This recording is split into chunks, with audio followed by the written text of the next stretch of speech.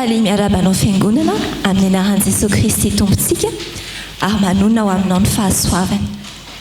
Andao homanintsika ho amin'ny fiderana ny FFPM fa 770 479 ka ny andininy voalohany fahaefatra ary fahadimy ary ny hira fahadimy amin'ny 80 485 andininy voalohany faharoa fahaefatra ary fahadimy.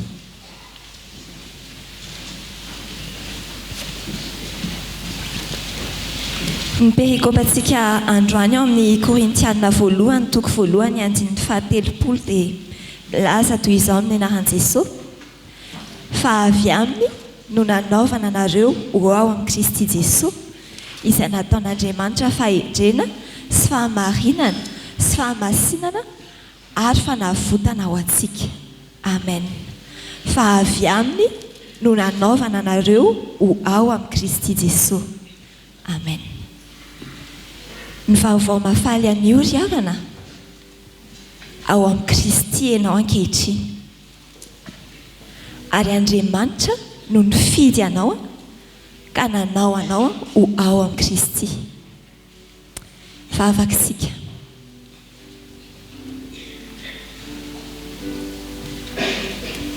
Jesosy Kristy fony nandalo tety an-tany dia nampianatra fa avy amin'ny fitaomany rainy no anatona ny olona azy. Koa miteranao izay mankalaza anao ray malalo fa efa nifidy anao izay ka nitao aminao na ataona anay ianao anatona ny Kristy. Ary tsy misy na inona avy amin'ny nataonay izany fa fahasoavanao sy famindraponao ka miteranao izay ray malalo. Dia ianao ihany no angatahanay hiazona anay ao amin'ny Kristy Jesosy, ampitoetra anay mandrakariva ao amin'ny Kristy. Aza vely izay analavitra Tompo ary eo ka izany ao amin'ny Kristy Jesosy anay izany no reharehanay mandrakariva ho fifalianay mandrakariva. Amin'ny anaran'i Jesosy no anaovanay izany vavaka izany. Amen. Jesosy no atarazo zay mafapo-toko suzy manaparo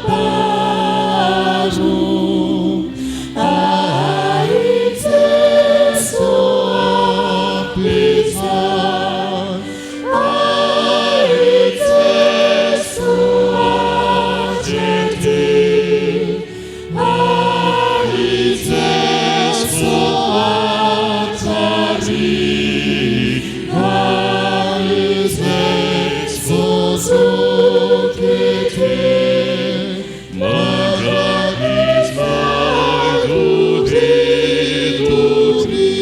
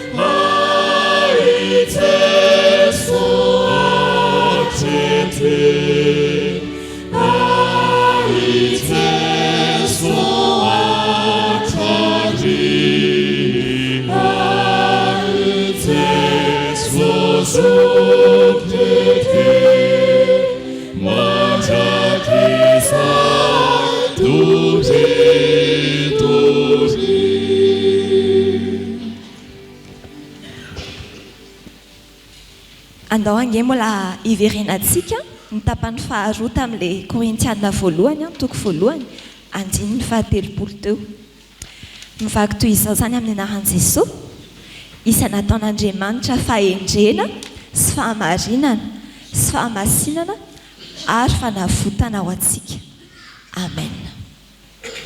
Nambarantsika teo hoe nataon'Andriamanitra ao amin'ny Kristy isika ary rehefa zany dia tahiny amin'ny fitahiam-panasika dia fahendrena fahamarinana fahamasinana ary fanavotana no tsika mbola hitera azony amin'izany.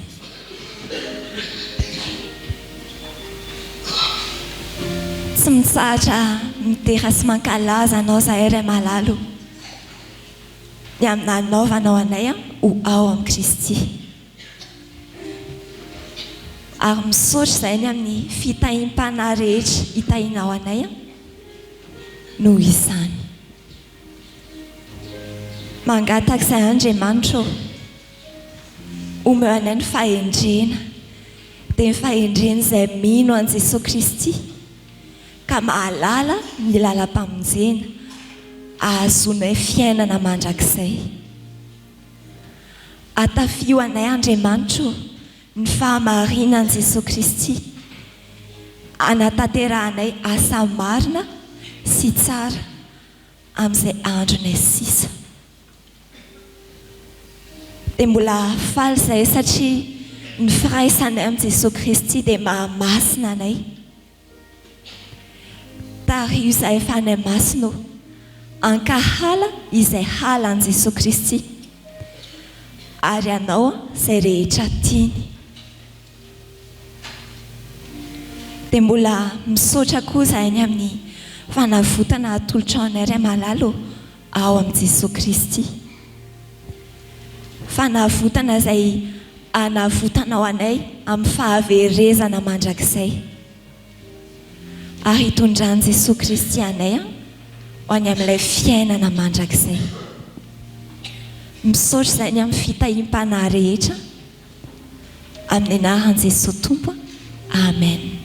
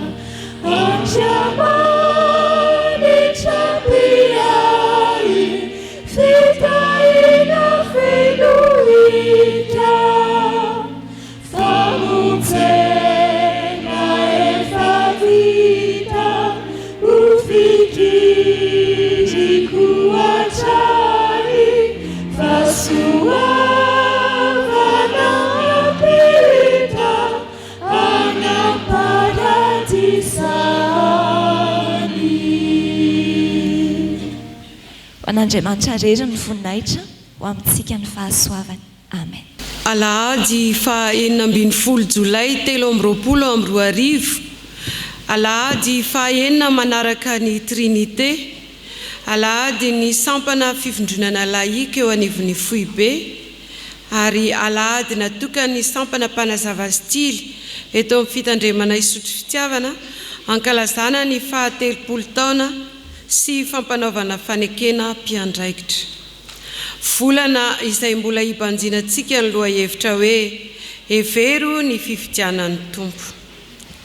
Fitariana litorjia amin'ny endriny 7 no ampiasaina ka homany arak'izany ny fanekempinoana larana 7. Ho aminareo rehetra izay malala an'Andriamanitra sady voantso no masina, ho aminareo ane ny fiadanan'i Jesosy Kristy Tompo. Amen. Mitsangana riavana iompo ankalazan'Andriamanitra isika rahantsika mamaky ny Salamo 7:10. Salamo 7:10 atao ny hira 420 vita ny vavaka vao mipetraka ianareo. Amin'ny anaran'i Jesosy manao hoe miderany Jehova ary firenena rehetra, midera azy ry olona rehetra, fa lehibe ny famindrampony amintsika ary mandrakizay ny fahamarinan'i Jehova. Alleluia. Amen.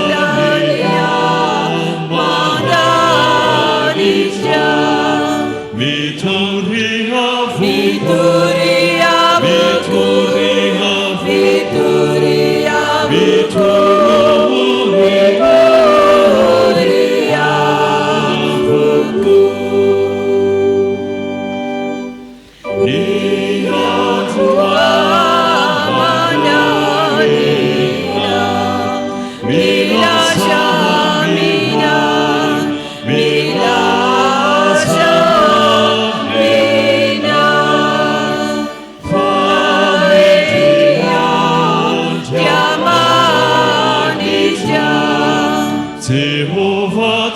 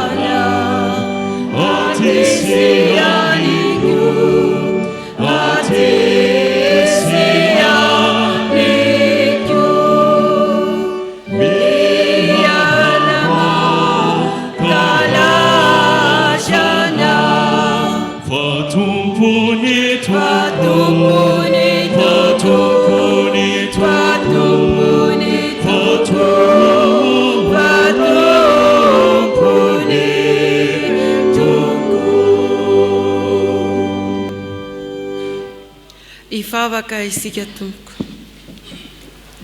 Andriamanitra ray sy zanaka ary fanahy masina, misaotra anao izahay, mankasitraka anao izahay noho ny fitiavanao, noho ny famindramponao ka niarovanao anay nahatratraranay ity fotoanan'io ity.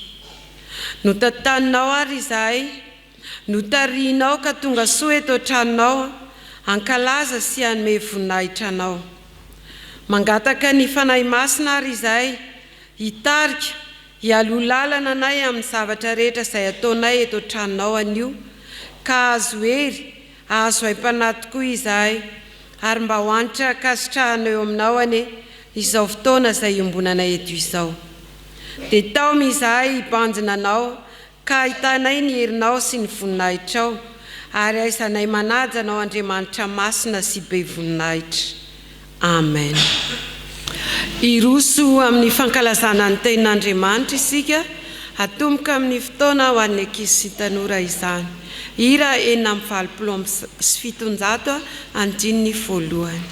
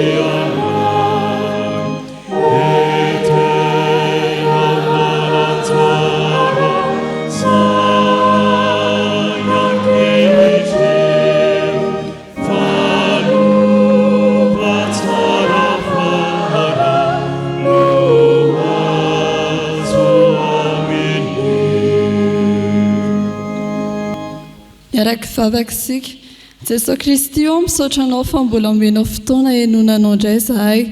Fanahy masina, hazavaony sainay mba hahaizanay mandray tsara ny teninao amin'ny anaran'i Jesosy. Amen. Ny tenin'Andriamanitra angalantsika hafatra raika izy tanora dia araka ny hita ao amin'ny filazantsarany Marka. Marka 7:20 tapany B. Marka 7:20 tapany B. Rehefa hita dia rahantsika mamaky mafy amin'ny anaran'i Jesosy manao hoe fa noho ny olom-boafidy izay novidiny dia noafoezany izany andro izany. Amen. Tsapanareo ve fa miasa hitrana ny ray aman-dreny na ny zoky mitaizantsika amin'izao fotoana izao, mialafo sy miasarotra amin'ny fiainana. Eo ihany koa ireo karazana fahoriana maro samihafa manjady amintsika, toy ny aretina, ny fahasarotan'ny fiainana amin'ny asa andavanandro, ny fahafatesan'ny havana malala. Ary ao anie ity tantara ity vao 7 taona monjy ary dia efa tsy nisy dada sy neny intsony, maty nofonoiny jiolahy mantsy ireo ray aman-dreniny. Nampalahelo tokoa iary satria izy dia vavy matoa ary tsy maintsy nijery an'ity sandriny vao 3 taona monjy izy. Ny dadatoany no mitaizan'izy mianadahy. Nanontany any dadatoany ary indray andro nanao hoe fa maninona kay navelan'Andriamanitra tsy misy dada sy neny intsony izahay ry dado, nefa nge izy ireo anisan'ny tena manao asan'Andriamanitra sy mazoto be ao am-piangonana. Izahay mianadahy ihany koa dia mpianatra sekolalady tena tian'i Jesosy. Sahiran-tsaina teo i dadi-toa hamaly any ary. Ary rehefa nieritreritra sy nivavaka mangina teo izy dia noraisiny ny Baiboly ary novakiany tamin'ny ary ny Marka 7:20 izay milaza ny amin'ny fahoriana ho avy alohan'ny iverenan'i Jesosy. no gaga tokoa iary nahare izany dia niraisiny dadatoa ny ampahany amin'izany marika toko 17 izany dia ny 20 tapamby manao hoe fa noho ny olom-boafidy izay novidiny dia noafoeziny izany andro izany. Ampahany amin'ny fahoriana ho avy izao iainantsika izao anaka hoy dadatoa tamin'ny ary. Ka izany no antony ianarantsika ny tenin'Andriamanitra mandrakariva mba tsy ho mora kivy isika. Raha variana mijery ny zava-misy fotsiny sika fa tsy mibanjina an Jesosy dia ho mora reraka sy kivy. Tadidio fa tsy zavatra mahafinaritra toy ny fitahiana foana akory no lazain'ny Baiboly fa milaza ny fahoriana ihany koa izy. Dia aza-kivy anaka hoy dadatoa mantsy ary satria tsy manairantsika izany Jesosy. Izany ny antony nanomezany hitaizanareo manadahy sy hampahetranareo manadahy. Dia nygogoko ny tomany saika tsy nety hampangininy ary raika izy. Ary rehefa avy nitomany izy dia niteny hoe te hivavaka mafy amin'ny Jesosy izany. Ary toy izao ny vavaka nataony ary. Andriamanitra misaotra fa tia ianao na dia tsy tsaroko azy izany indraindray. Dia ataovy matanjaka ny finokanao indrindra rehefa misy zavatra mampalahelo andalovako. Voninao ny fandray tsara aminao. Ekeko ny fitondranao fiainako na dia tsy azoko azy izany indraindray. Amin'ny anaran'i Jesosy, amen. Ny afatra rakizy tanora dia izao olom-bafodin'Andriamanitra isika. Ekeo ny fitondrany na mora na sarotra. Olom-bafidin'Andriamanitra isika. Tena tiantsika Jesosy ka mifikira amin'ny bebe kokoa. Olom-bafidin'Andriamanitra isika dia mahazotoa mianatra soratra masina ary azaka mivavaka dia ho fantatra foana ny sitrapon'Andriamanitra. Iaraka hivavaka isika. Jesosy Kristy olom-bafidinao zahay. Omeo anay ny fanahy masina mba hanekenay ny fitondranao. Ahatsapanay ny fitiavanao. Hifikiranay bebe kokoa aminao ary hampazotanay hianatra soratra masina sy hivavaka. Misaotra Jesosy. Amen.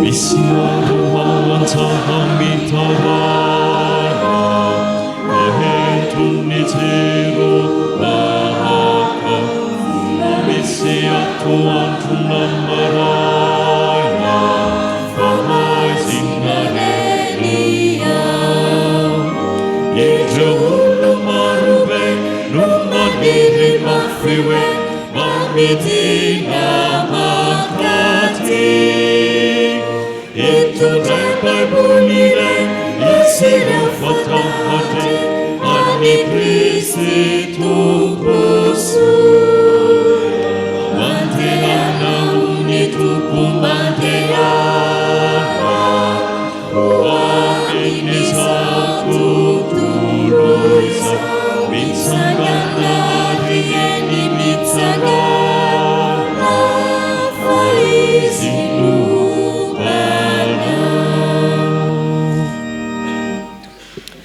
Iaraka hivavaka isika. Ry Andriamanitra raha izanaka ry fanahy masino, misaotra anao hatrany izahay fa omenao indray fotoana andrenesanay ny teninao. Ny teninao izay mampafantatra ny sitraponao ka tianao tanterahanay. Ny teninao izay faniliny tongotray sy fanazavana ny lalanay. Ary ny teninao izay mamelombelona ny fanahinay.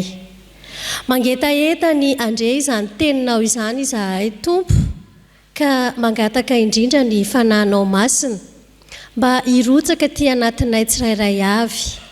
Na ny mpanomponao izay amaky ny teny na ireo ny mpanomponao izay hitondra ny hafatra avy amin'izany teninao izany.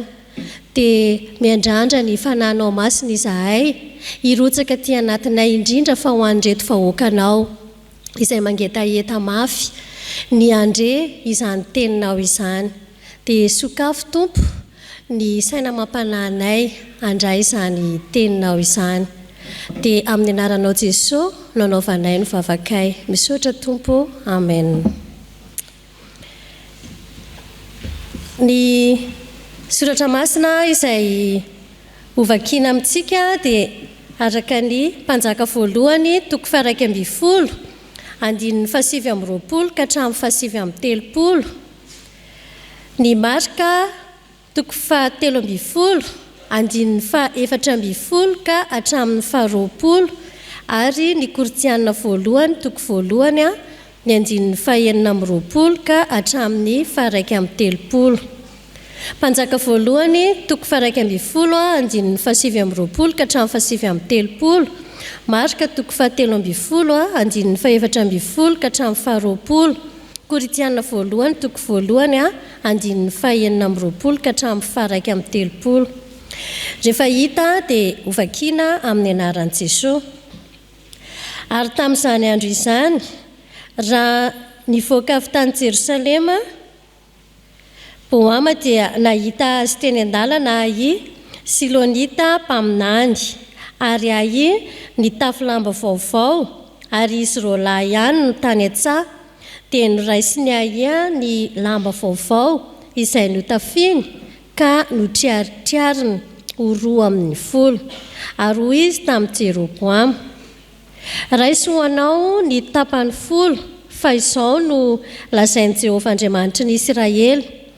Indro izao efa anendaka ny fanjakana ho afaka amin'ny tanan'ny Solomona ary omeko anao ny firenena 10.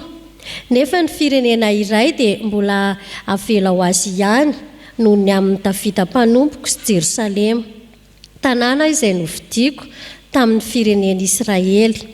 Satria efa nafoy ahy izy ka niakohaka teo anatrehan'ny Astarta, andriambavin'ny Sidoniana sy Kemosy, andriamanitry Moab ary Milkoma, andriamanitry ny taranaka Amona, fa tsy nandeha tamin'ny lalako ianao izay mahitsy eo masoko sy tandrina ny didiko ary ny fitsipiko tahaka ny Davida rainy izy.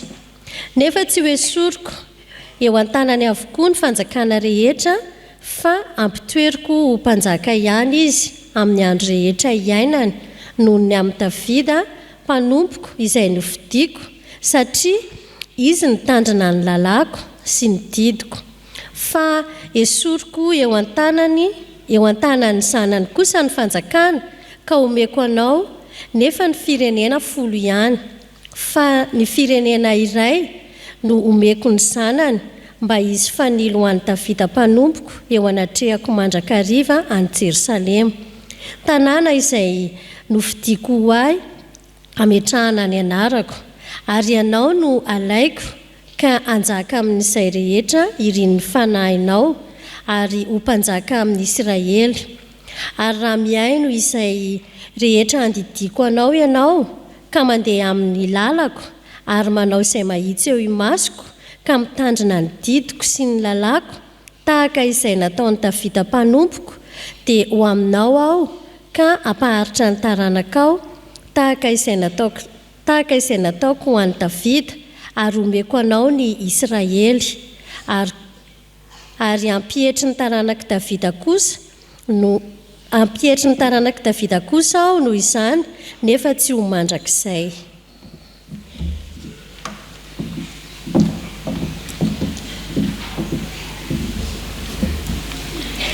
Fa raha hitanareo mitsangana amin'izay tsy mety hitsangana ny fahavitavitan'ny fandravahana, aoka isain'izy izay mamaky izany, dia aoka handositra ho an'ny tendrombohitra izay olona anjodia. Ary izay ao an-tampon-trano aoka tsy hidina na hiditra aka zavatra ao an-tranony, ary izay any an-tsaha aoka tsy hiverina aka ny lambany. Ary lozan'ny bevoka sy ny mitaiza kely amin'izany andro izany, fa mivavaha ianareo mba tsy ho amin'ny ririnina izany.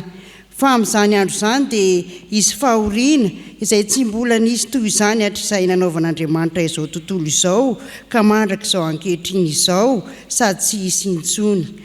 ary raha tsy noafoezin'ny tompo izany andro izany dia tsy nisy nofovonjena fa noho ny olom-boafidy izay nofidiany dia noafoeziny izany andro izany.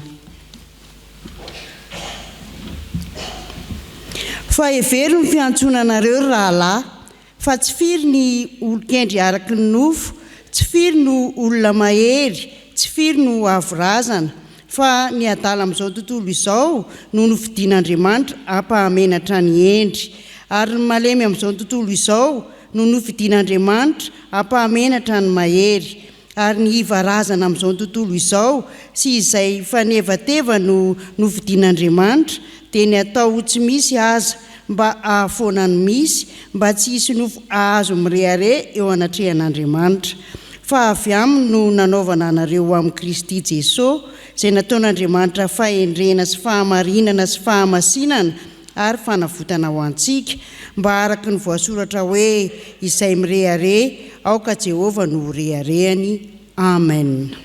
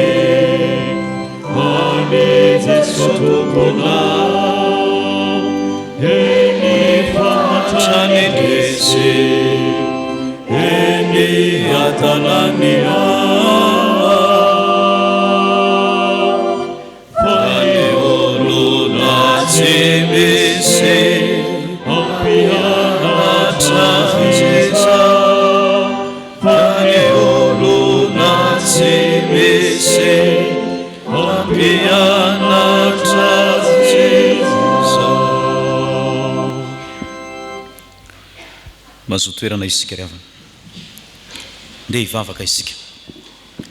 Andriamanitro misaotra indrindra fa omenao teny izahay araka ny vavaka nasandratry ny mpanomponao teo, mba ho fanazavana ny lalanay, mba ho fanelo ny tongotray, mitenena fanahy masina fa miaino izahay mpanomponao, amin'ny anaran'i Jesosy Tompo.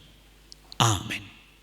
Ho aminao anery havana ny fahasoavana sy ny fiadanana avy amin'Andriamanitra ray sy Jesosy Kristy Tompontsika. Amen. Miarabantsika rehetra amin'ny anaran'ny Tompo, indrindra ho an'ny sampana mpanazava stila na zany ianareo fivondronana mankalaza an'Andriamanitra noho ny fahatelopolo taona nijoroana, miaraka amin'ny foibe sampatia ianareo amin'izao fotoana izao.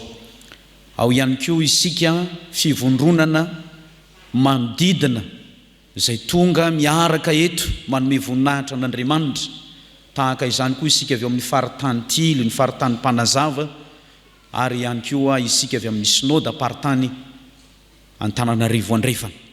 Misaotra an'Andriamanitra isika satria ao ny fanabiazana izay tanterahantsika tena manefy olona hovanona tokoa ho vavolombelon'i Jesosy Kristy ary ho andry ny fianakaviana.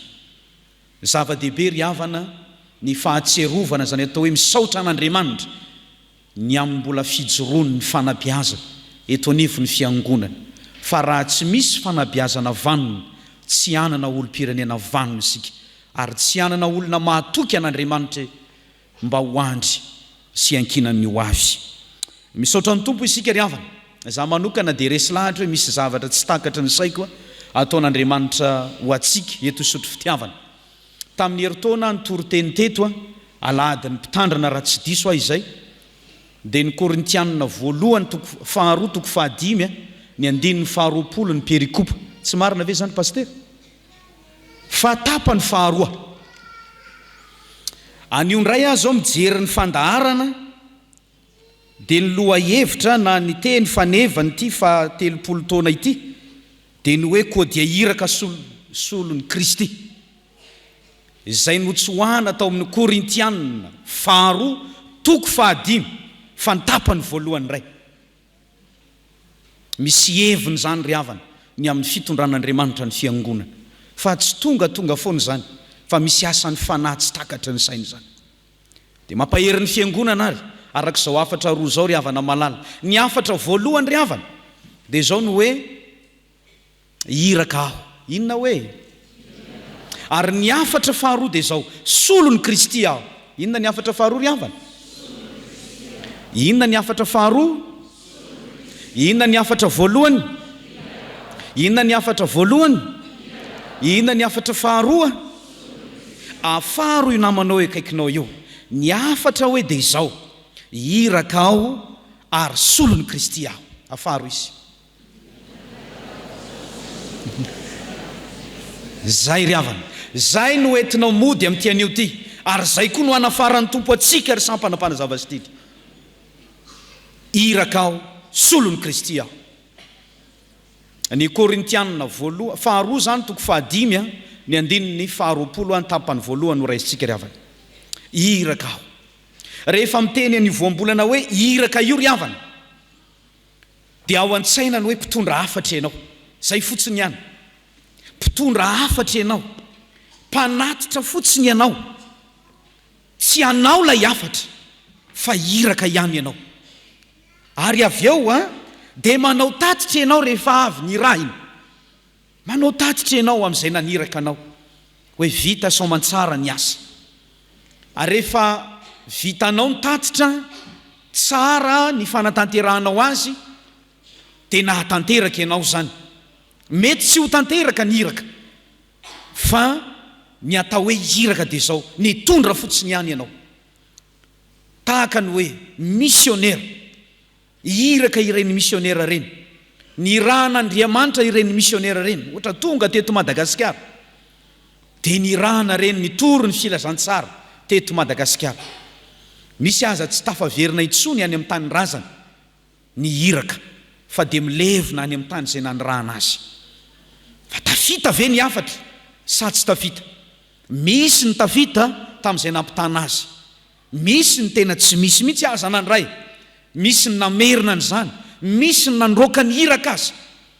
Dia rehefa mijery ny soratra masina isika dia hitantsika ireo ny rahan'Andriamanitra ary nampiasain'ny soratra masina io voambolana iraka io na tamin'ny alalan'ny Mosesy zany na tamin'ny alalan'ireo mpaminany zany araka ny iraka nataon'ny tompo tamin'ny Isaia mpaminany hoe iza no andeha ho irakay. Dia hoy Isaia hoe ity aho irao aho. Ny iraka ihany koa ry havana malala dia mizara telo miavaka tsara. Tany amin'ny testamenta taloha dia Andriamanitra mihitsy maniraka. Fa rehefa makao amin'ny filazantsara isika dia izy tena ny ray no tonga iraka. Satria Jesosy mihitsy, izy Andriamanitra mihitsy no tonga teto amin'izao tontolo izao.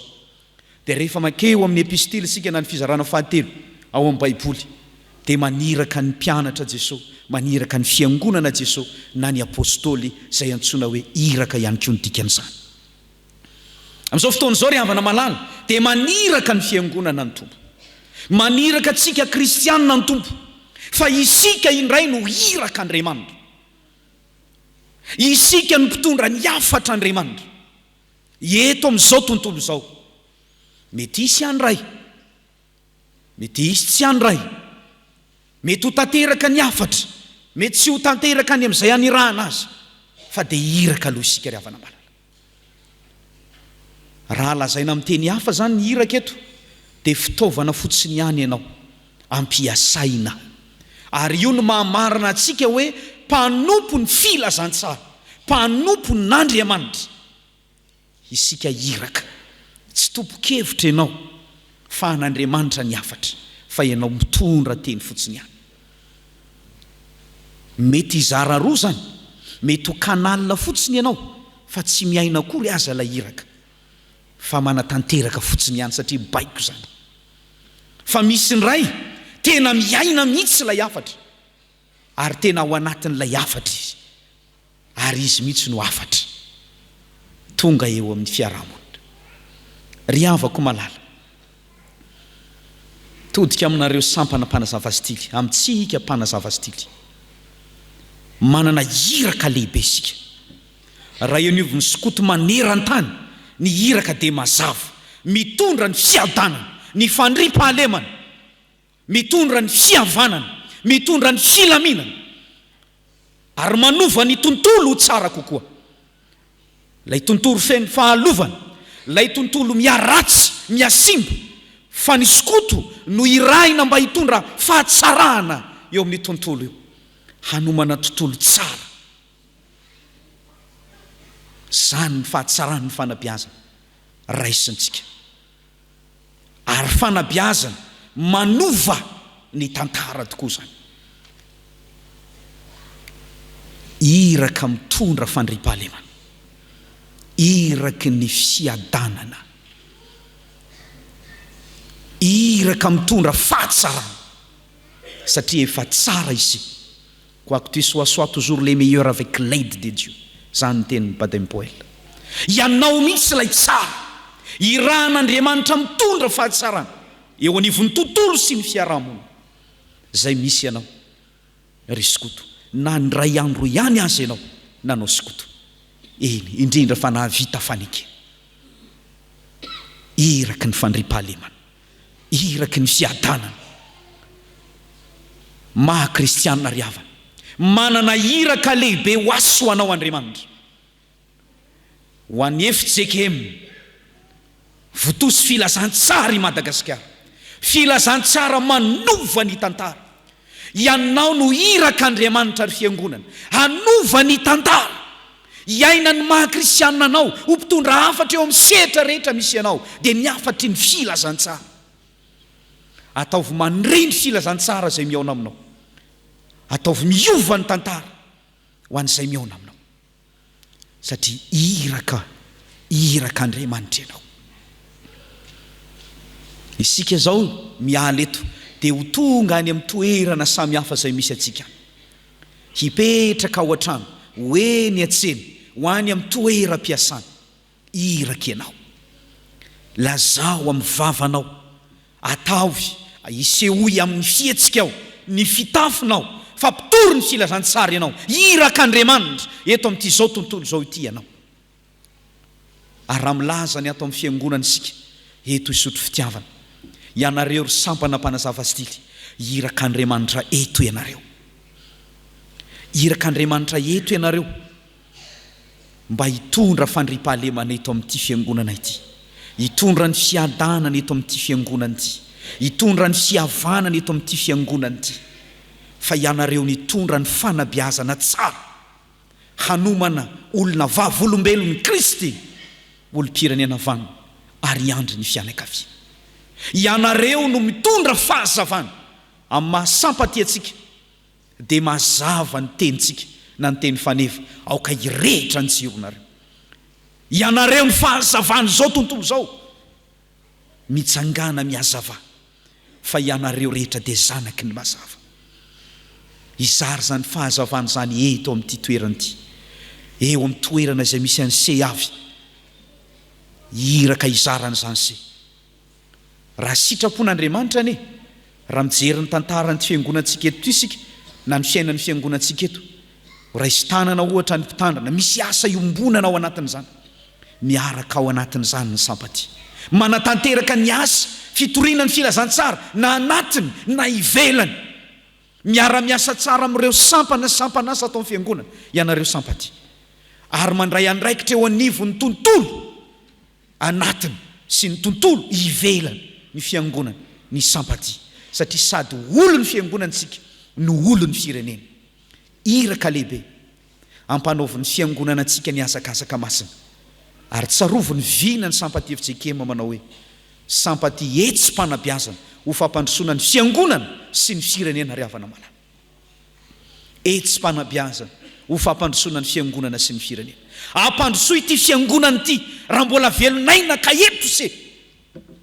Za zao faly mihitsy mahita ray aman-dreny anankiray efa ao anatin'ny fahanterana, fa mbola milanja n'ilay folara maitsomaitso, milaza fanantenana, fa mbola vonanoany mandra-piala ny fofinaina, izany fanabiazana sokoto zany. Hampandrosoa ity fiangonana ity amin'ny lafiny rehetra izay azony se atao, eny hatramin'ny farafofinaina hoy ny hiratsika. Fa indrindra hampandrosoa ny firenena rehefa tompona andraikitra eo anivon'ny firenena se, satria mamokatra olona ho tompona andraikitra eo amin'ny firenena koa isika rehefa mandray andraikitra se, mandraisa andraikitra tsara. Eto ampamaranana solon'ny Kristy se, rehefa miresaka hoe solon'ny Kristy na lay voambolana ampiasaina eo, raha mijery ny raha mivoahery ambantsika dia ampiasaina eo ny hoe ambassadeur na maso ivo. Rehefa miresaka n'izany hoe maso ivo zany tsika na ny ambassadeur isika ry havana, dia olona manana ny fizina izany, manana ny maizy azy izany, tsy azo atao tsinotsinona izany, ary mpitondra teny izany, mpitondra ny voninahim-pirenena izany, tsy misaraka amin'ny faneva-pirenena izany, miaro ny soatoavy ny firenena izany, olom-panjakana izany, manana ny maizy azy zany, tsy azo ivaivaina na atao tsinotsinona izany, fa manana toerana lehibe izany ny ambassadeur na ny maso ivo. Ianao ane zany ry havako hoe, ianao zay mijery io zany, ianao dia ambassadeur ny Kristy eto amin'izao tontolo zao, manana fahefana, manana ny voninahitran'Andriamanitra, miaro ny soatoavin'Andriamanitra. Ary zao ny tsarovy ny maso ivo, ny iraka ny mahasamihafa ny iraka sy ny maso ivo ry havana dia zao hoe iraka Madagasikara ny ananiny iny mety ho tavelany iny, fa ny maso ivo ry havana harovan'ilay fanjakana naniraka azy sy ny firenena naniraka azy, harovany io, misy mpiambona io. Ary zao tsy mijanona an'izany io, fa antoko ilay firenena nandefa azy tany na ilay fanjakana nandefa azy tany no mbola mamerina azy ndray ao amin'ilay toerany na ilay fonenany rehefa vita ny misiony. Ianao ane zany, iraka fotsiny ihany ianao eto amin'ity zao tontolo zao ty, fa ianao no ambassadeur an'i Kristy eto, fa rehefa tonga ny fotoana ialanao eto, aza matahotra, assure ianao eto, fa assure ihany koa ny verenanao any amin'ny tompo. Rahatra zay, aza mieritreritra, pasteur Séraphin assure ny fiainako, ambassadeur eto, fa miala eto aho, efa tsara ny miandry ahany. Aza matahotra ianao no ambassadeur an'i Kristy, fa zao arovy tsara ny voninahitry Kristy, soatoavin'ilay tany naniraka anao sy ilay tany razanao, dia ilay fanjakan'Andriamanitra nametraka anao eto. Zao nafatarana ny ambassadeur rehefa nivelany na ny maso ivo, mipetraka mandrakariva eny an-tratrany ny sainam-pirenena, ny firenena naniraka azy, ary rehefa mivory izy dia mipetraka eo amin'ny latabatra misy azy ny fanevam-pireneny. Ianao koa zany, aza sarahana ao anatinao Kristy, atao vita marika eny aminao mandrakariva fa kristianina ianao ary na mivory ianao na mandehandeha eny an-tsena ianao dia atao vita marika eny an-tratranao ny maha-ambasadeur ny Kristy ianao.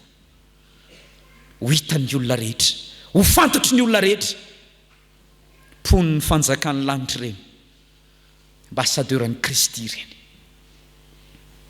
Ry mpanazava stily malalako zany, naizanaiza misy an'se, na oviana fantatra foana se no ambassadeur. Tsisy nahita an'izany bipi zany, ary mety misy aza tsy mahalala an'izany sokoto zany akory, mety misy ankahalany zany fanabeazana sokoto zany, mety tsy tiany zany. Se no ambassadeur, se no solotena ny fanabeazana, tsara zay efa nomena ny se, nanaovany se fanekena. Iaino tsara zany, tanteraho zany, hazono zany, ary ento eny an-tratra ny se mandrakarivany marika. Io zao le marika mipetraka eny amin'se io, aza menatra mitondra an'io, naizanaiza misy an'se. Mety efa any amin'ny birao mpiasany se ohatra, misy marika kely apetrao eny, atao fantatry ny olona fa sokoto se, nandeha hoaizy se nandeha hoaizy. Fa zao koa asehoy amin'ny fihetsika se, arovo tsara ny soatoaviny zay nomenany se sy ny fanabeazana natolotra ny se. Ary raha miteny amin'ny sympathie 30 taona eto isotro fitiavana, arovo tsara, tehirizo tsara, tsy noho ny avy amin'ny se no anevatevana ny fanabeazana sokoto zay tsara loatra. Zao ny tenin'ny rado, ary mahafinaritra satria tily rado zay ohatra andre manana tena so ihany afatily, so fatily se, manana ny maizy azy se, tsy azo tevatevaina na ivaivainy se. Indrindra falahiandriamanitra zay miaraka amin'se isanandro.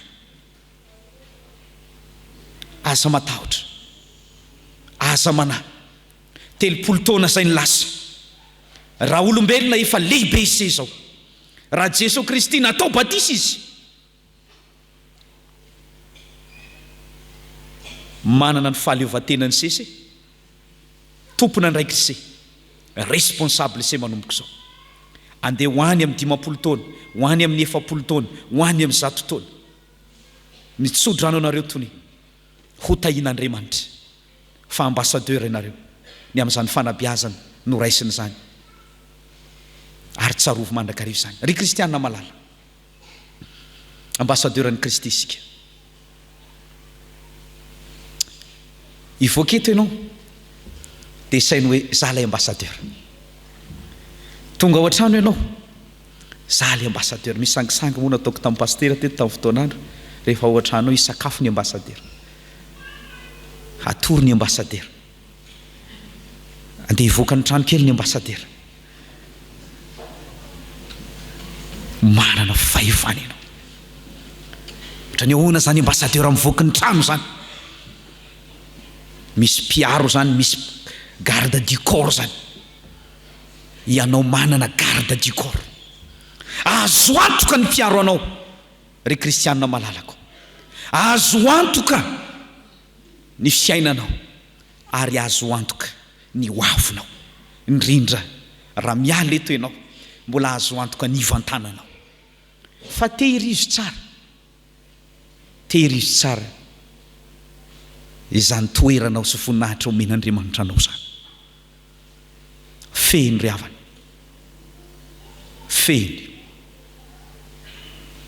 ry sampana mpanazava stily, satria iraka ise no sady solon'ny Kristy ise, dia ise lay vavolombelon'ny Jesosy Kristy, ise lay olo mpirenena vanona, ary ise lay andry ny fianakaviana. Ise no andrandraina ho an'ny fiangonana sy ny firenena, hampandroso zany ary anandratra avo izany ho an'Andriamanitra ny voninahitra ho anao izay nandray ny tenin'ny fiatanana. Amen.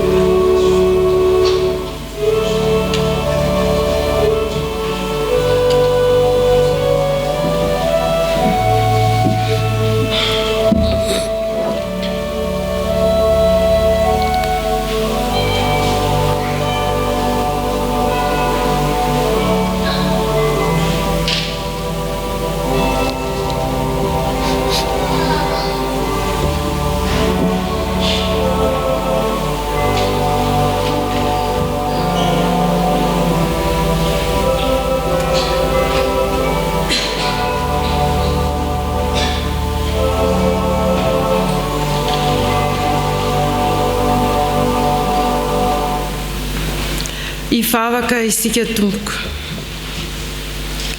Andriamanitra tomponay io, manoloana ny teninao dia mahatsiaro fa tsy tanteraka izahay, mpanota izahay, manao izay tsy fahamasinana eo anatrehanao.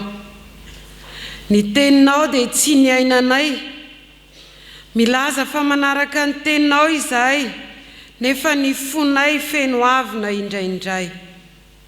Tompo, diovy izahay fa tsy mendrika anao. Mamelany elokay, mamindrafo aminay, fa noho Jesosy Kristy no asainay mitalao sy manatona anao indray. Amen.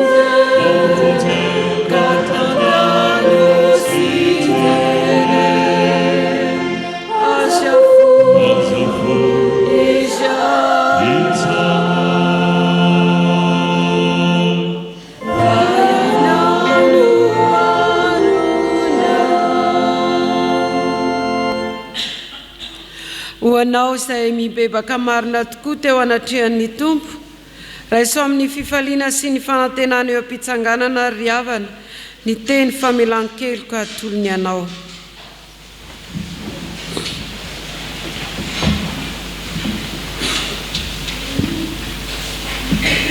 Ianao izay efa notantanako avy tany amin'ny farany tany, ary natsoko avy tany amin'ny sisiny ka nilazako hoe, mpanompoka ianao, efa nofidiko ka tsy mba nariko.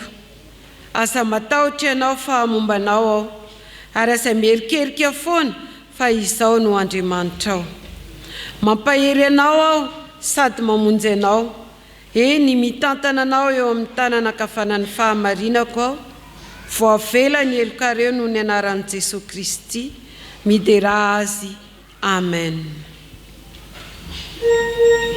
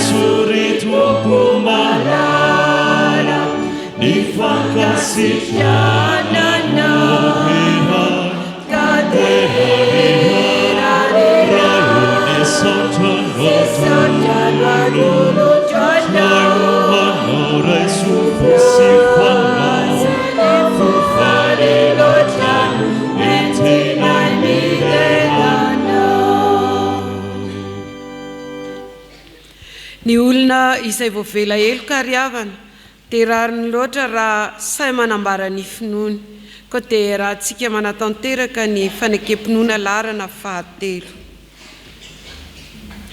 Mino an'Andriamanitra tsy toa aho izay mpanao ny lanitra sy ny tany. Andriamanitra dia fanahy, Andriamanitra dia fitiavana, Andriamanitra dia manjakatra amin'ny taloha indrindra ka ho mandrakizay. Andriamanitra dia mampiseho ny fitiavany antsika, fa fony mbola mpanota isika dia maty hamonjy antsika Kristy. Mino an' Jesosy Kristy zanalay tokana tompontsika aho, tonga izy hitady sy hamonjy ny very. Izy ny lalana sy fahamarinana ary fiainana, izy dia tsy miova omaly sy anio ary mandrakizay. Mino ny fanahy masina aho, izy no manambara fanahyntsika fa zanak'Andriamanitra isika. Fanahy iray ihany nanaovam-batiso antsika rehetra ho tena iray. Ny fandresena izay enti mandresy izao tontolo izao dia ny finoantsika. Tompo ampitomboy ny finoanay. Amen.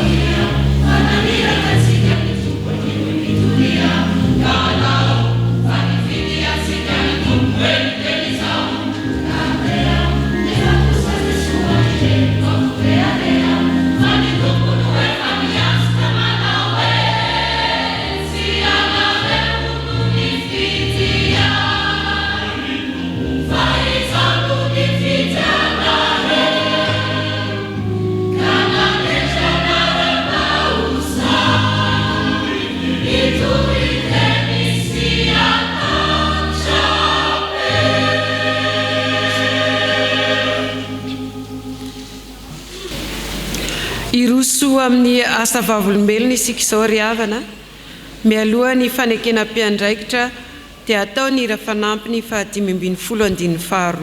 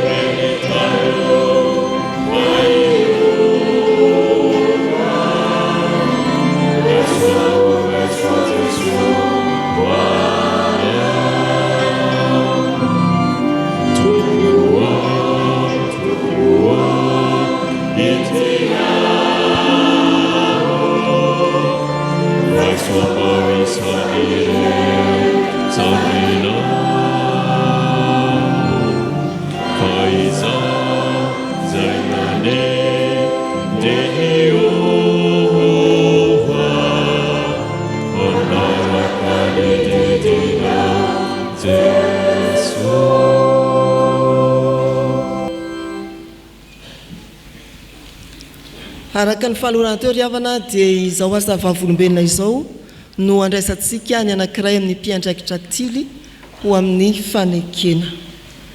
Araka ny fandarai vaovahomana dia fifaliana ho antsika fiangonana eto amin'ny fitandremana isotro fitiavana ankehitriny no iroso amin'ny fampanaovana fanekena ny mpiandraikitra tily anankiray eto amin'ny fitandremana misy antsika. Koa eto am-panomboana ary dia mangataka ny filoha solotena ny faritany thème mba handroso eto anoloana anokatra izany amin'ny fomba skoto.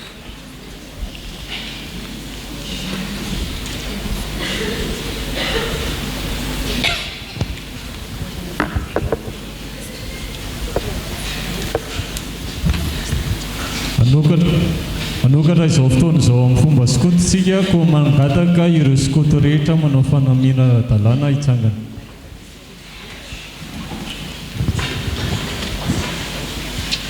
Mpanazava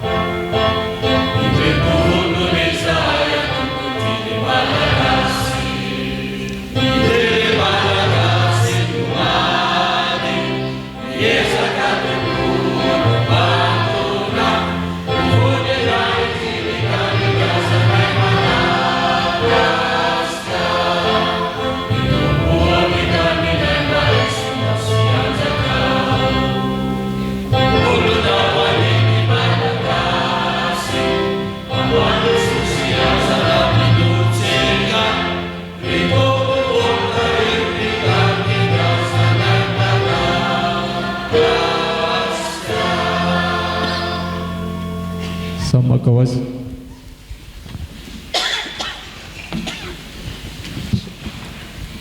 Fifaliana ho anay tokoa ny mandray ireo tompon'andraikitra ny sampana mpanazava stily amin'ny sampany fiangonana izao sampana mpanazava stily zao eto amin'ny fitandremana. Anisa mikarakara sy manaraka akaiky ny sampana isam-pitandremana ao anatin'ny sodapartany izany tompona andraikitra izany. Koa dia asaina ampitiavana sy amparajana ny filohan'ny synodapartany Sampaty eto Antananarivo andrefana mba handroso eto anoloana ary anao fanazavana tsotra mikasika izy.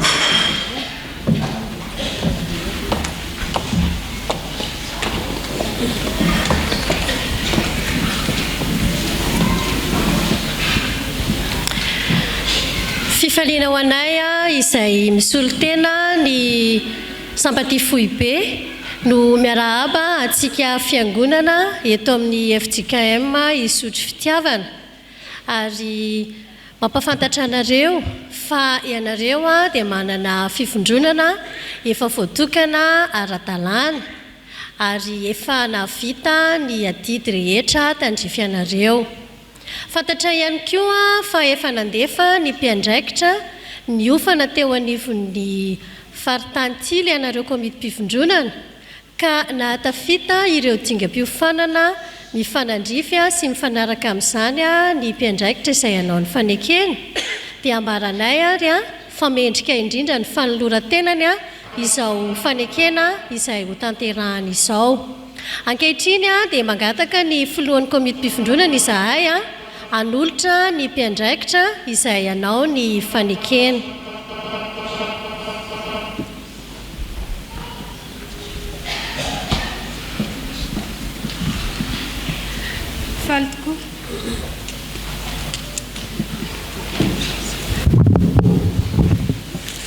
Faly tokoa izahay biron'ny komity mpifondronana eto amin'ny fifondronana fa 12 ny ray aman-dreny rehetra eto amin'ny fiangonana isotry fitiavana misaotra an'Andriamanitra tamin'ny antsony ity mpanompony izay manolo tena ampitiavana sy fanetretena ho mpiandraikitra ato amin'ny Sampaty. Ampitoana tsara izy sady efa mpandray ny fanasan'ny tompo ka natolotry ny komity mpifondronana sy ny faritantily eto Madagasikara mba azo fiofanana momba izany andraikitra izany. Efa navita fiofanana sady efa vita fanomanam-panahy tamin'ny ray aman-dreny mpitandrina sy ny biron komity mpifondronana. Koa iroso amin'ny fanekena mpiandraikitra ary izy amin'izao fotoana izao mba ahafahany manatanteraka amin'ny atsakany sy andavany ny adidy masina izay ny antson'ny tompo azy. Koa mangataka ny cheftaine Rahoninjato Baolianitra iroso etỳ anoloana mpiandraikitra sampana mavo Lofito.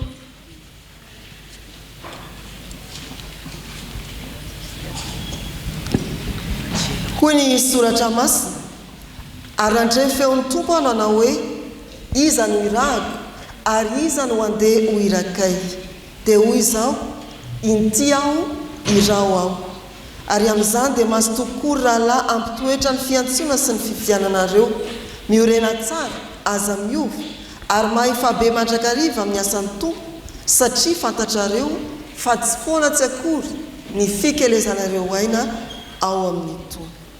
Misaotra an'Andriamanitra lehibe isika no ny fahasoavany sy ny fitiavany dia nomeny mpiara-miasa isika natanteraka ny fanabeazana sy koto eto amin'ny Sampaty izay sampana velona eto amin'ny fiangonana misy antsika. Manana ndraikitra lehibe tokoa isika fiangonana amin'ny fanokoloana sy fanabeazana ny ankizy sy ny tanora araka ny baiky ny tompo hoe ataovy mpianatra ny firenena rehetra. Tafajoro eto amintsika ry izany sampana mpanazava stily izany izay miezaka manabe sy mitaiza amin'ny alalan'ireo mpiandraikitra.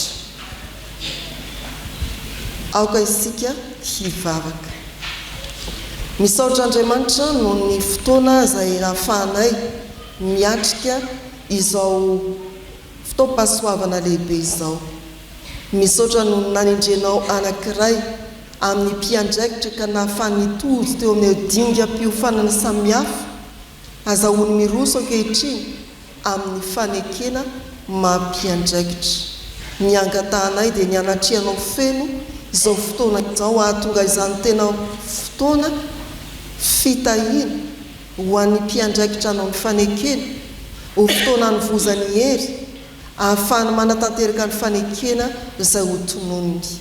mino sy matoky izay Andriamanitra fa eto ianao omba raha teo koa ireo tompon'andraikitra isahany izao fampanaovana fanekena izao ary amin'ny anaran'i Jesosy Kristy no anaovanay ny vavakay. Amen. Amin'ny anaran'ny faritany mpanazava stily eto Madagasikara, amin'ny anaran'ny faritany Tilan'Anamanga Voany, dia faly tokoa izahay miaraba ny fiangonana manontolo ny komiti-pivondronana eto amin'ny fivondronana faha-12 FJKM isotro fitiavana ary mandray ansehy mpiandraikitra izay efa natolotry ny komiti-pivondronana sy ny fiangonana ary efa navita ireo dingam-piofanana mifanaraka amin'ny andraikitra ho raisiny se ary efa nekeny ny foibe mpikambanana. Mialohan'ny fanekena dia toy izao ny fizotrana. Ny mpanabe rehetra izay efa navita fanekena ka manao fanamiana ara-dalàna dia anao fiarabana kely ary amerinao ampony ny fanekena. Ny mpiandraikitra anao fanekena kosa dia hitodika aty amin'ny altara anao fiarabana lehibe ary anonona mafy ny fanekena. Ny andiny voalohany amin'ny raha fanekena dia ho tanterahan'ny mpanao fanekena. Ny sany andiny sy ny fiverenana kosa dia hiarantsika manao.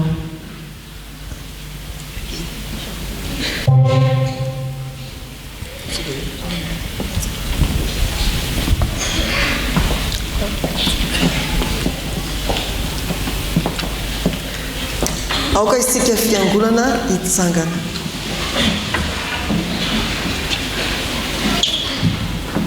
Raha ho nijato baoly anitra mahavelo mpanantenana ny sampana sy ny fiangonana tokoa no mahita ny fahavononany se toy izao. Tanora nandresy namaly ny antsony tompo ka vonona androso sy ampandroso ny fanabeazana ho andreo ankizy sy tanoran'Andriamanitra eto amin'ny fiangonana. Tsy mora zany adidy lehibe zany nefa matoky tsy hiasa irery se fa vonona mandrakariva koa izay rehetra hifanampy amin'ny se eo ambany fitarian'ny fanahy masina. Ankehitriny ary dia mangataka ny se hamaly izao fanontaniana izao. Ianao ve mahazo tsara ny rafitra sy fitantanana araka ny fodidalana sy ny fitsipika mahafiangonana ny fiangonana? Vonona ve ianao anaja izany ary ankatoa ny fandaminana rehetra?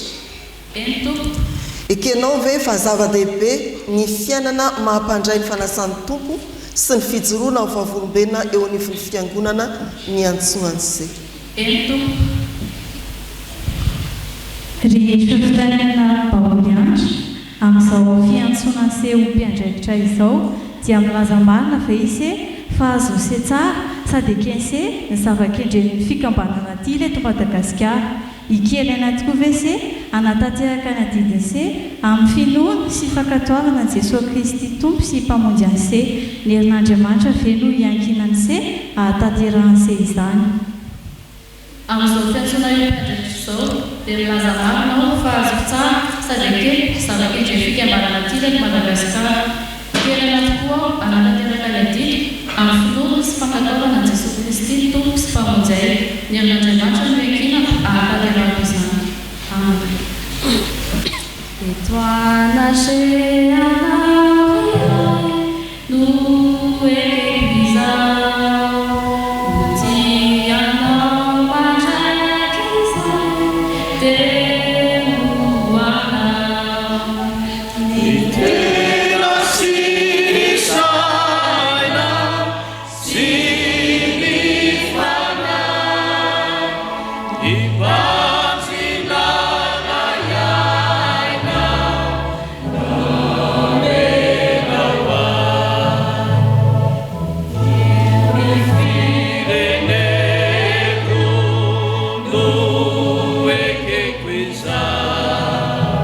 Viațul de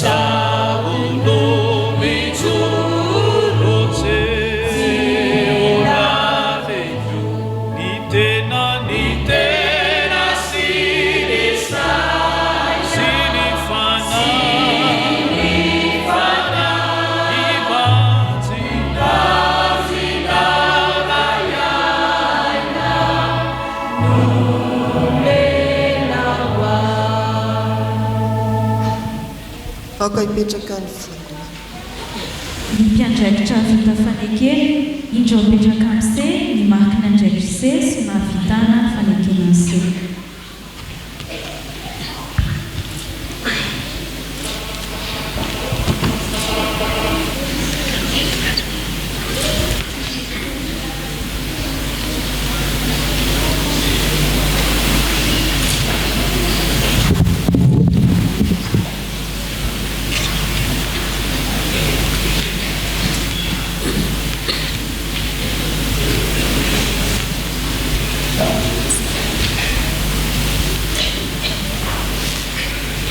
Noho izao navitany seny fanekena teo anivon'ny fiangonana izao dia misy ny taratasy mari-pakasitrahana atolotra ny se izay mivaky toy izao: Fiangonan'i Jesosy Kristy eto Madagasikara, sampana mpanazava stily. Aoka irehetra ny jironareo. Lioka toko 12 andiny 530. Taratasy fanamarinana mampiandraikitra tily. Hoy ny tompo: moty ava ianao. Eny tompo, ianao malala fa tianao aho. Dia hoy izy: andraso arany ondriko. Jaona toko 2 andiny 440. Ny foibe Sampaty FJKM dia manotra ity any Raonja Paoly Anitra ho fahamarinana sy ho fahatsiarovana ny nanaovan'ny fanekena ho mpiandraikitra tamin'ny Alahady 4 Jolay 2024 teo anivon'ny FJKM Isotro Fitiavana ho mpiandraikitra ao amin'ny sampana Mavotily. Rehefa nahavita ireo dingam-piofanana ilaina sy ny fanomanana ara-panahy ary nozahatoetra tamin'izany izy ka nahafapo ka dia noroso tamin'izao fanaovana fanekena izao. Dia misoratra eo ilay fanekena nataony teo. Manasony izany ny Tonisy Sampaty Foibe, ny mpitandrina, ny synode partant Sampaty, ny faritaritiry ary ny tenany. Dia ho atolotra an'izay zany rehefa miara aby izahay dia mahefabe indrindra ny amin'ny asan'ny tompo.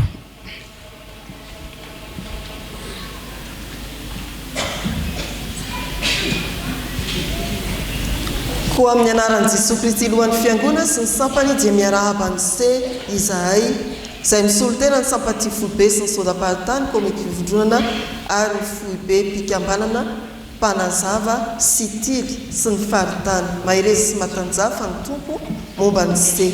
Hitarika antsika amin'ny fiarabana sady hanolotra ny taratasy izay novakiana teo ny tonian'ny Foibe Sampaty.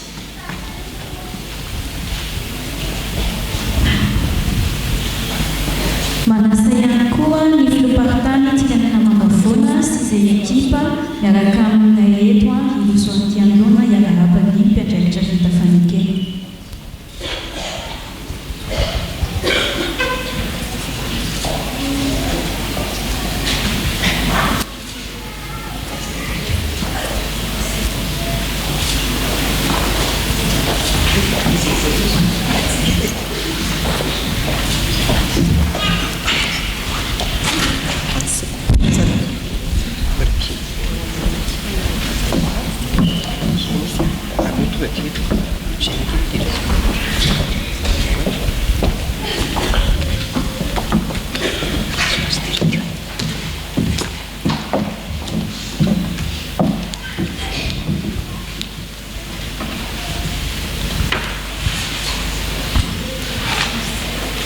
Iray aman-dreny mpitandrina, ry fiangonana Malala, iray aman-dreny sy komety fivondronana eto amin'ny Sampaty fivondronana 12 indro mpiandraikitra ireo mivavao azy mba totosa tsara ny andraikiny izay ataony.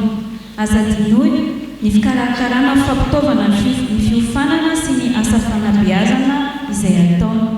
Ary aza dinoina ihany koa ny fanefana ny adidy amin'ny mahasampana eto amin'ny fiangonana, eo amin'ny synode apartany, eo amin'ny faritany mpanazava stily Analamangavoana ary amin'ny Foibe mpikambanana fa izay ny marika fahasampana velona eto amin'ny fiangonana ianareo.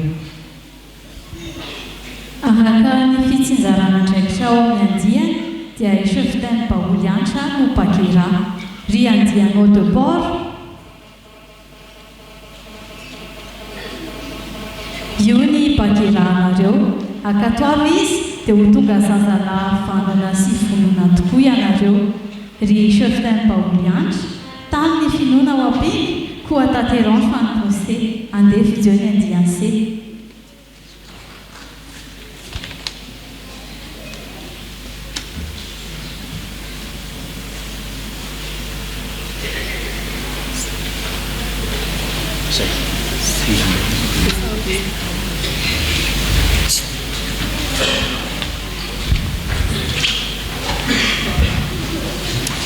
Zosika riavana dia toloha tapa faharoa amin'izao asa vavolombelona izao dia ny fanamariana ny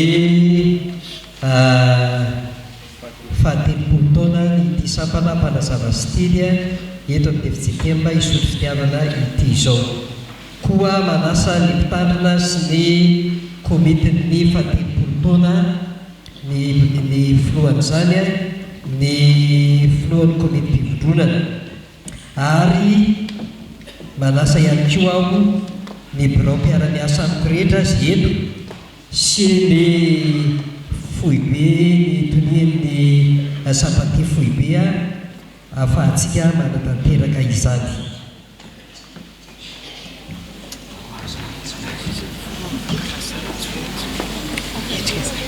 Avetsinareo ry havana nareo filohan'ny komity mpivondronana filohan'ny fanamariana zo fahatelopolo taona izao atsy anareo. Ankehitriny ary dia manasa antsika rehetra hitsangana hanao ny hira fanevan'ny fahatelopolo taona. Aorian'izany dia miomana izay hanao ny tsia. Miara-mitsanga sika fiangonana ry havana.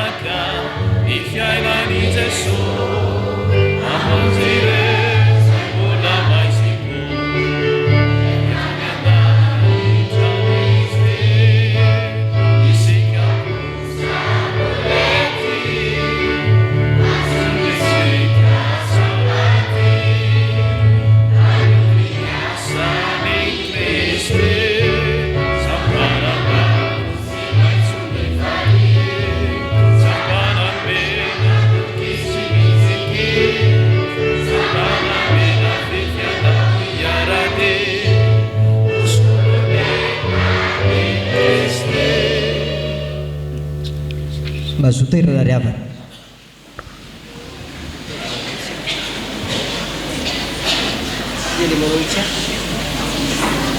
Tsy ahy.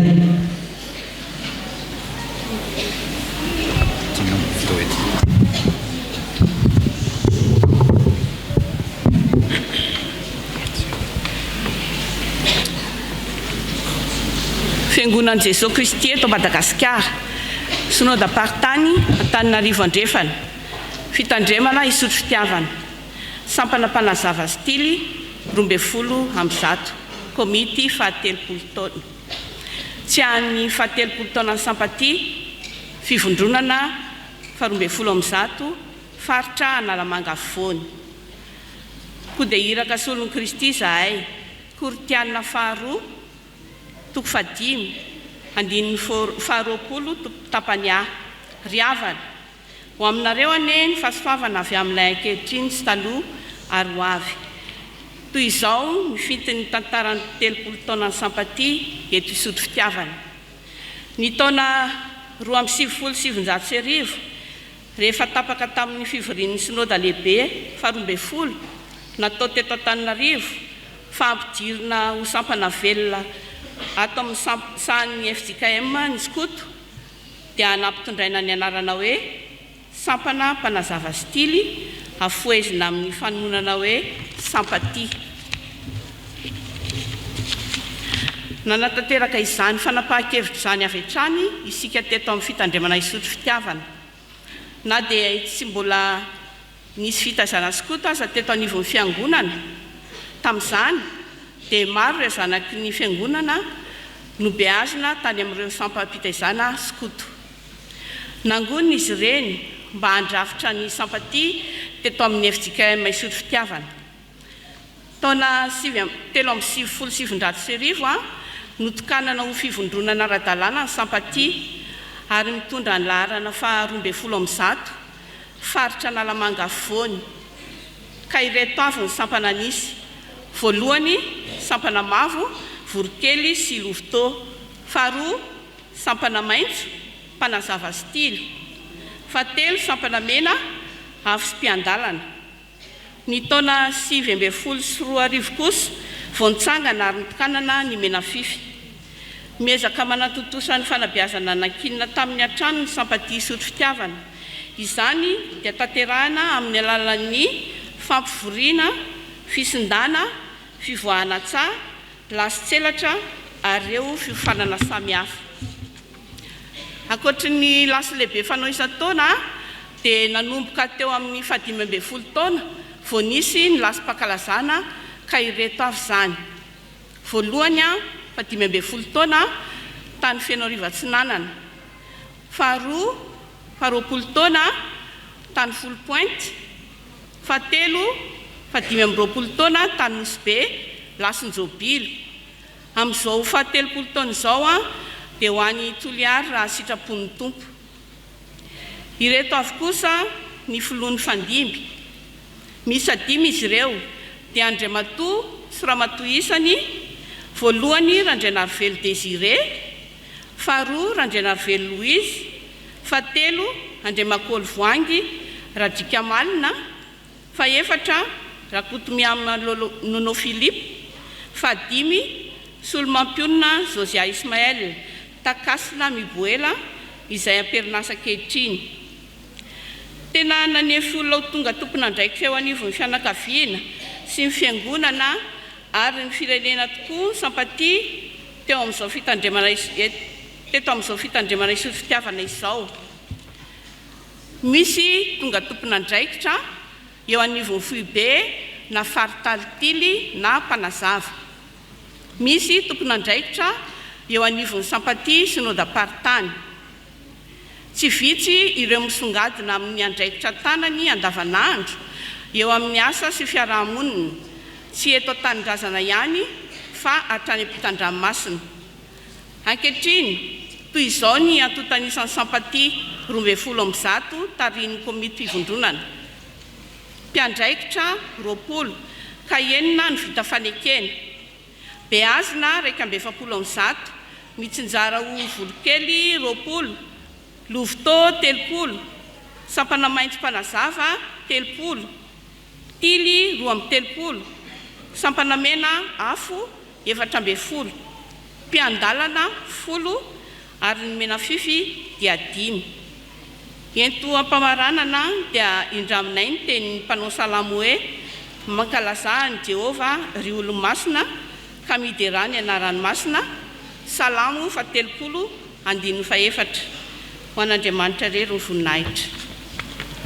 Arak'izany ary ry abana malala dia manasa anareo ampitiavana izay ianareo fianakaviam-ben'ny sampana mpanazava stily eto amin'ny FJKM Isotry Fitiavana. Izany hoe ianareo ankizy rehetra tezaina sy beazina ao anatin'izany sampan'izany, ianareo ray aman-dreniny ankizy tezaina ao anatin'izany sampan'izany, ianareo komety fivondronana, ianareo sakaiza sy izay manohana izany sampana izany, ianareo mpanazava tranainy sy ny tily tranainy teto amin'ity fitandremana ity ary ianareo a komity Brown komity fivondronana sy ianareo a komity ny fankalazana izao fa 30 taona izao mitsangana ry havana. Arak'izany ary ry havana malala no ny amin'izao fanamariana ny faha-30 taona ny orenany ty sampanampanazava stily eto amin'ny FJKM isotry fitiavana ity dia fifaliana ho anay ny manonona ho anareo amin'ny anaran'ny ray sy ny zanaka sy ny fanamasina ary miaraba anareo amin'ny anaran'i Jesosy Kristy lohan'ny fiangonana ary manolotra ihany koa sy mirahasoa anareo a izao tenin'Andriamanitra izao fa isaorana ny Andriamanitra izay nanome antsika ny fandresena amin'ny alalan'i Jesosy Kristy tompontsika koa amin'izany ary raha lamalalako dia miorena tsara aza miova ary maefa be mandrakariva amin'ny asan'ny tompo satria fantatrareo fa tsy foana tsy akory ny fikelezanareo aina ao amin'ny Jesosy tompo dia hoiraka solon'i Kristy tokoa ane ianareo koa ankehitriny ary dia fifaliana ho anay ho fanamarinana sy ho fanamariana izao fa 30 taona izao ny manolotra ho anareo a ity taratasy mary pakasitrahana sy fanamarena ity a izay misy izao soratra izao ho voninahitr'Andriamanitra ireriany fiangonana Jesosy Kristy eto Madagasikara sodaparitany Antananarivo andrefana fitandremana sotro fitiavana sampanampanazava stily dia misy a ny mariky ny logon'ny FJKM ny logon'ny sympathie FJKM ary ny logon'ny izao fa 30 taona izao aoka irehetra ny jironareo lioka 20 koa dia iraka solon'i Kristy izay Korinthiana 5:5 tapany voalohany fankalazana ny fa 30 taona ny sympathie 21 telo amby 720 telo amby 20 sy 20 androany fa 9 Jolay telo amby 20 sy 20 manao sonia ny filohan'ny sampanampanazava stily ny mpitandrina eto toerana ny filohan'ny komity fivondronana ary ny filohan'ny komity dia atolotra anareo zany ry havana ndray atolotra mpitandrina ho tahirin'ny fiangonana ndray atolotra ny filohan'ny komity fivondronana ary ny ray atolotra ny filohan'ny komity fanamariana izao fa 30 taona izao tehaka sika ry havana ho voninahitra ny tompo.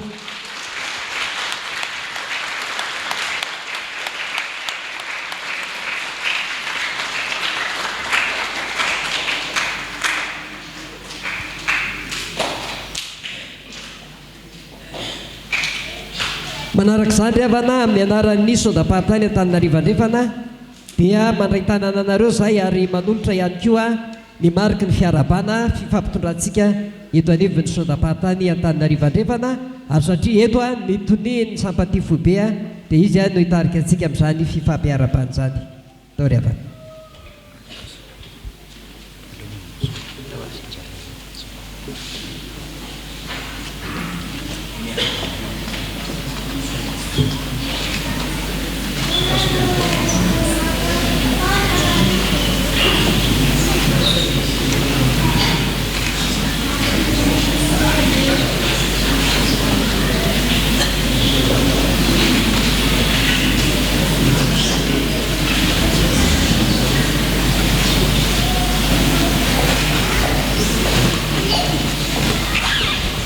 Iakavitsika ny filohan'ny tonian'ny sympathie foibe tarika antsika amin'ny vavaka.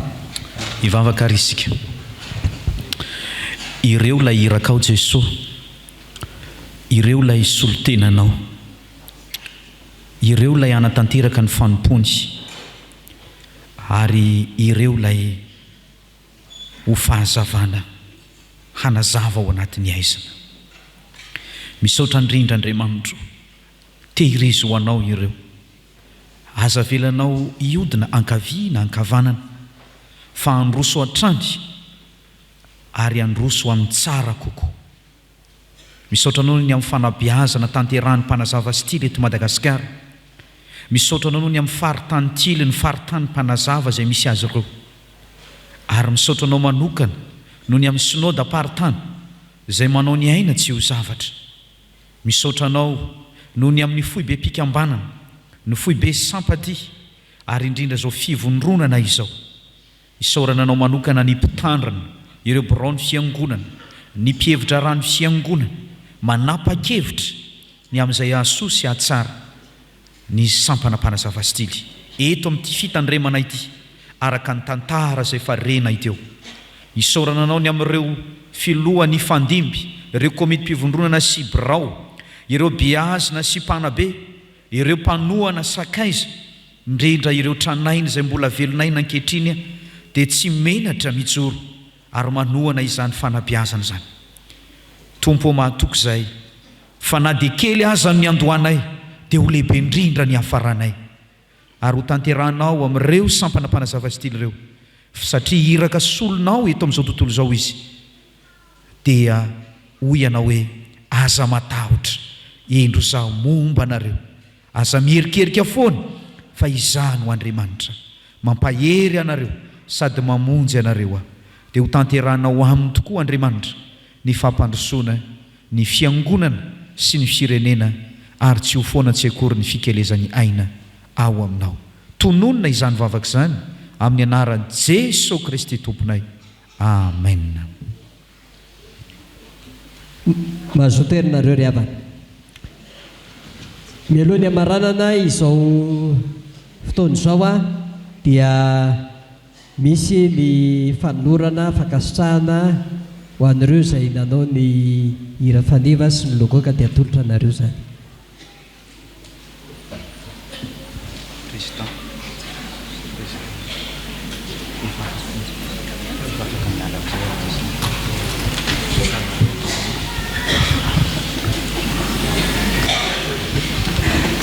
Isaorana manokana ny nanao ny sary famantarana sy ny hira faniva ny faha-telopolo taona ny sampaty episode fitiavana dia mangataka an'izy ireo izahay hijoro eto antsoina amin'ny anarany tsiraray avy.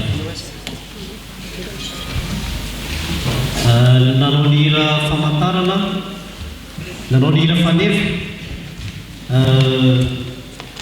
Randrina Andraina Faroniriny.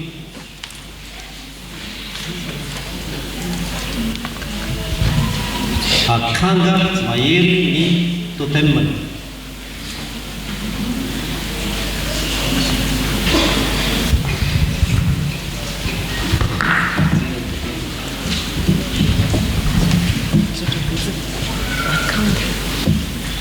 Diatsona manaraka ny sary famantarana izoro.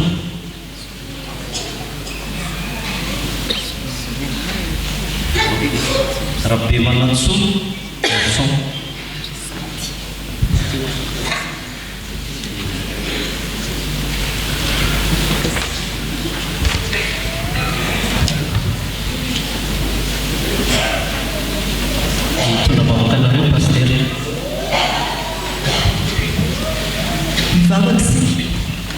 Misaotra anao ny nanomezana ho anay talenta samihafa na ianinao tamin'ireto mpamponao eto ny amin'izany fanomezana talenta izany teo amin'ny fanomponana hira faneva, teo amin'ny fanomponana koa ny sary faneva ny faha-telopolo taona sampaty teto amin'ny fitandremana. Ny angatanay dia mitehirizanao izany talenta izany ao anatin'izy ireo ary hanomezana ho azy ny fanahy mbola hitozoa ny fampiasana rehetra lehibe ho vonina hitrao ary fantarana manday ny fiangonanao dia ataovana sitraka sy mankasitraka ny amin'ireny talenta ny mpianaka amin'ny finonoreny izany fiangonana amin'ny anarana Jesosy. Amen.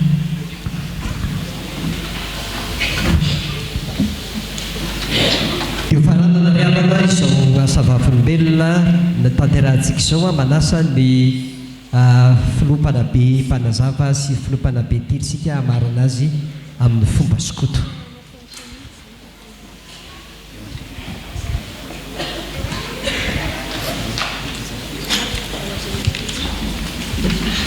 Amarana izao fotoana izao amin'ny fomba sokoto sika ko mangataka ireo sokoto rehetra manao fanamiana ara-dalàna hitsangana. mpanazavo.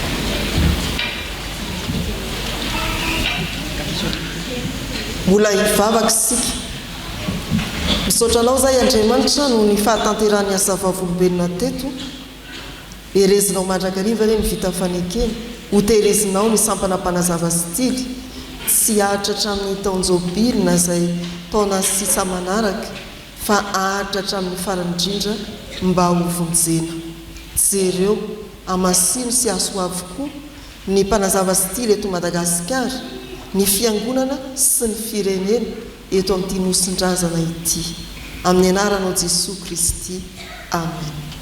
Dia mandroso ny solotena avy ao amin'ny komity hitondra teny fisaina.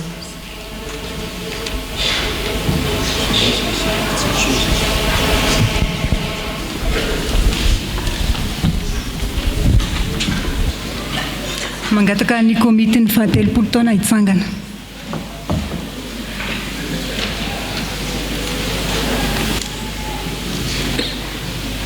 Koa dia iraka solon'i Kristy izahay. Koritiana 2 toko 5 andininy 20 tapany A. Ry havana ho aminareo hatrany anie ny fahasoavana sy ny famindrapo ary ny fiadanana avy amin'Andriamanitra ray sy Jesosy Kristy tompontsika amen. Mijoro eto aho misy olotena ny komity ny fahatelopolo taona ny fankalazana an'Andriamanitra nanorenany ny sampana mpanazava stily. Fivondrona 12 eto amin'izao fitandremana izao ho fanehoam-pisaorana antsika rehetra. Voalohany indrindra amin'izany dia ny fisaorana an'Andriamanitra. Isaorana ny Tompo Jesosy no izao fahatelopolo taona izao. Misaotra an'Andriamanitra ny aro sy ny tantana ary mbola mampijoro ny sampana na teo aza ny olana maro no lalovana. Misaotra ny Sampaty Fohibe sy ny synodam-paritany Sampaty nanotrina sy niara-ny ombombavaka androany. Isaorana ihany koa ny faritany mpanazava stily tamin'ny fanotronana sy ny fampanaovana fanekena mpiandraikitra teo. Isaorana ny mpitandrina sy ny biraon'ny fiangonana ary ny kristianina sy ny sampana rehetra tamin'izay fanehoam-pitiavana sy fiarah-miasa efa vita sy ny fiarah-misala aminay amin'ireo asa izay mbola miandry anay. Isaorana ny ray aman-dreniny Beazina sy ny mpikambana rehetra amin'ny fandraisana anjara mavitrika manao soroka miara-milanja sy tongotra miara-mamindra amin'ny asan'ny 30 taona. Isaorana ny mpanazava stily tranainy, tapaka sy namana, fianakaviana na ny lavitra na ny akaiky tamin'ny fanampiana sy ny fanohanana izay nataonareo, indrindra ny fitondranam-bavaka. Andriamanitra manakare-pahasoavana ane amaly izay nataonareo, izy tompo hanonitra izay rehetra laninareo. Tsy voavalinay ireny fa ny tompo Jesoa no amaly avo 100 eny ho anareo tsirairay. Feheziko amin'ny teny tokana misaotra. Eto am-pamaranana dia manentana antsika ray aman-dreny hampiditra ny zanakitsika ho Beazina ao amin'ny sampatia izay etsim-pana Beazina mikendry indrindra ny an'olokolo zazalahy sy zazavavy, ankizy lahy sy ankizy vavy, tanora lahy sy vavy, ho vavolombelon'i Kristy, ho olom-pirenena vanona sy vonona, ho andry ny fianakaviana ka ho vonona indraindraikitra eo anivon'ny fiangonana sy ny firenena. Farany aza donoina ny mamaly ny fanasanay antsika rehetra anatrika ny tolakandro-piderana izay arahana amin'ny groupe Laurent Rakotomamonjy anio tolakandro. Malalaka ny fidirana amin'ny tranon'Andriamanitra. Toano izao asan'ny tompo. Ho fehiny izao teny fisaorana izao dia indraminay ny teny mpanao salama manao hoe misaora, misaora ny anaran'ny masina, voninahitra ho an'Andriamanitra irery ihany. Amen.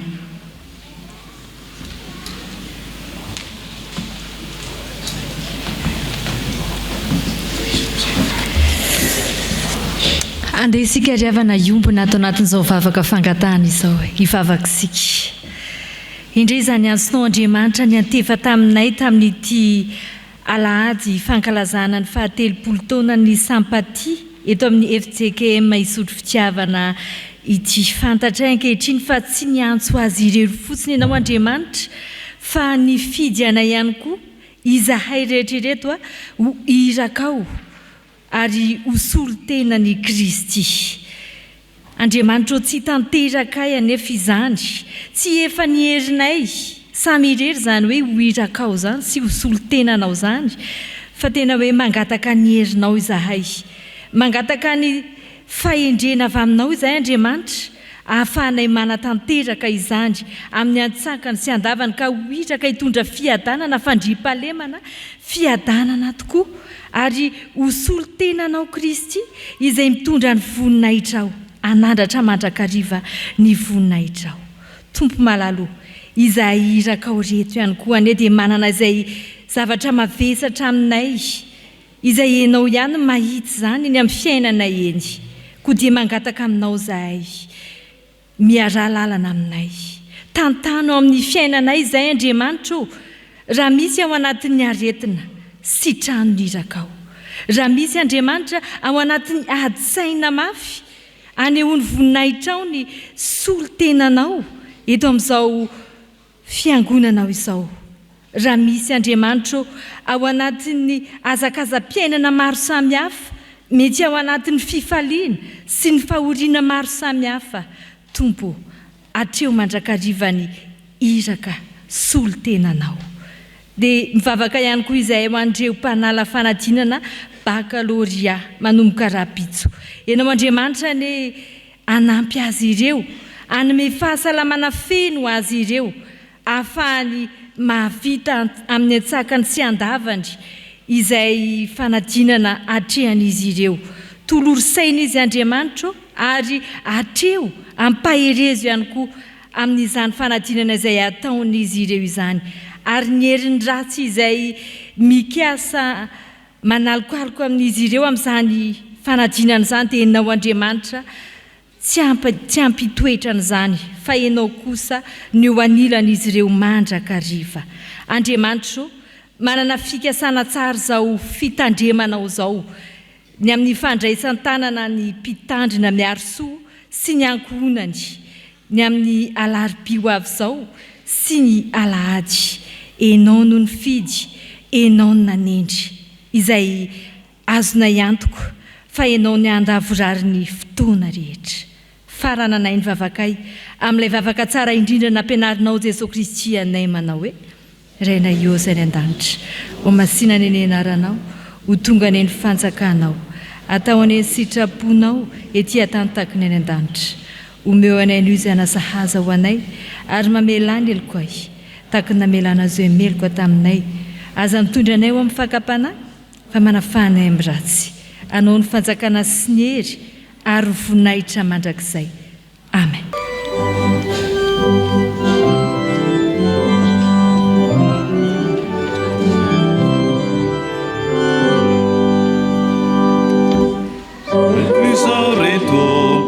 Izany antsona miantso izany mpanompo mba ho iraka ity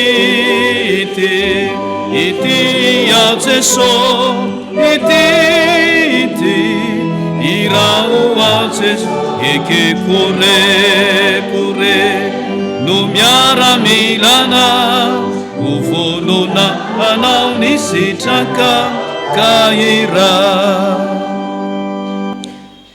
Ho tanterahany tompo aminareo ny tsodrano izay tononona sy omena ary atolotra amin'ny anaran'ny tompo manao hoe fa Andriamanitry ny fiadanana ane no hamasina anareo samy ho tanteraka ary aoka ho arovany avokoa ny fanahinareo sy ny ainareo ary ny tenanareo ho tanteraka ka tsy anatsiny amin'ny fiavian'i Jesosy Kristy tompontsika fa mahatoky ilay ny antso sy ny fidy anareo izy rery ihany no manefa izany mandiana ny fiadanan'ny tompo. Amen.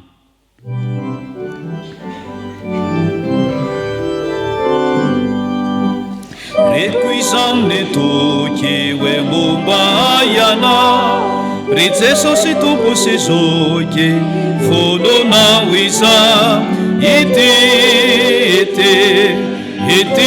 ao Jesosy ity iraho ao Jesosy eke kore no miaramilana ho vonona anao ny sitraka kaira.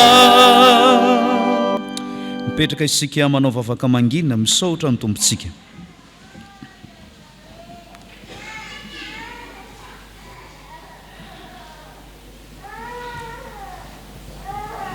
Ho an'Andriamanitra irery ihany eny ny voninahitra amin'ny anaran'ny Ray sy ny Zanaka ary ny fanahy masina.